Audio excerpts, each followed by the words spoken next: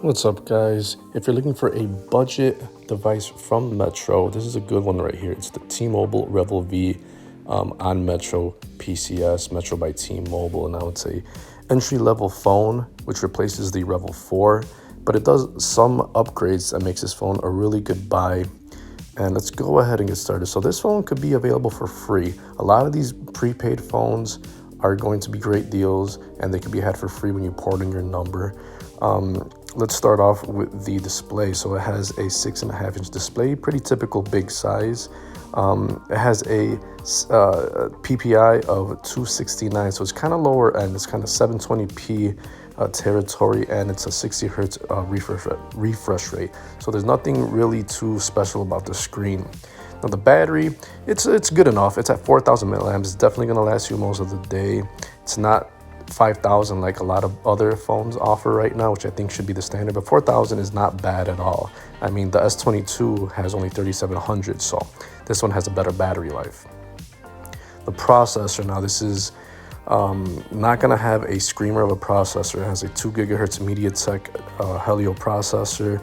What does that mean? It means it's kind of in the lower end of processors, but for the people that just want a phone to use their typical daily apps and, you know, daily activities, nothing like video editing or intense gaming, this is going to be the phone for you. This will work perfectly fine. And you pair that with 3 gigs of RAM. It should be good enough for most people. You're just not going to have a lot of apps running in the background. They'll close out. I mean, the standard now should be 6 gigs of RAM, and you could find that on other phones that are free, such as the OnePlus N10 and some Motorola phones. So yeah, 3 gigs seems a little bit low, but I think most people won't find any hiccups on a daily basis if you're not doing anything intensive and you're not a power user. As for storage, this has a standard 32 gigs of storage, but it has micro SD card slots expansion. So you throw in a couple of bucks and you could have unlimited storage pretty much. So that's not an issue right there. Now for the cameras, it has a main 13 megapixel camera, and it has, you know, the standard 2 other cameras are macro and depth. And you can shoot video in 1080p. So nothing crazy on the back. I'm sure you're going to take decent pictures and videos when there's light out, but they'll typically suffer at night and low light situations. It has a 5 megapixel shooter, nothing too crazy. This phone doesn't weigh a lot either. It's 6.5 ounces, so not too heavy.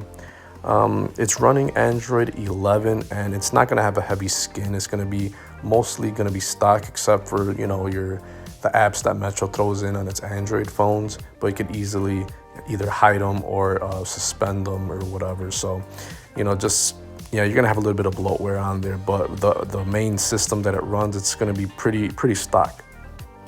This phone isn't gonna be 5G. It's a 4G only phone, so keep that in mind, which is still gonna be pretty good for most apps. And, you know, 4G is still just as good for most people as 5G. You know, it would be nice though, but you got, you know, this is on the lower end. It has a fingerprint reader, and it has that on the side, so that's nice. I mean, you got your typical USB-C charger on the bottom. This phone has, you know, Bluetooth, or, you know, you're gonna connect it to your smartwatch, your headphones, your wireless headphones, and your speaker. What else we got? It has a FM radio, so if you could pair that with your headphones. And there's another thing, this phone has a headphone jack where you plug in your headphones and listen to the radio, so that's something that's good right there.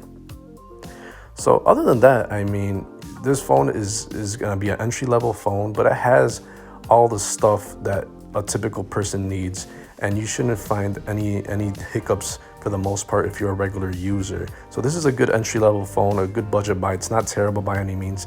3 gigs of RAM, you know, it's, you know, one of the things that kind of in today's world in 2022 is a little bit low end. But for the most part, this phone, you know, you can get it for free, and even if you don't port over your number, you can get it for under $100, and you can get it used for like less than $80. So definitely a good buy if you're looking for a budget phone on Metro. So thanks for watching, guys. I'll see you in the next one.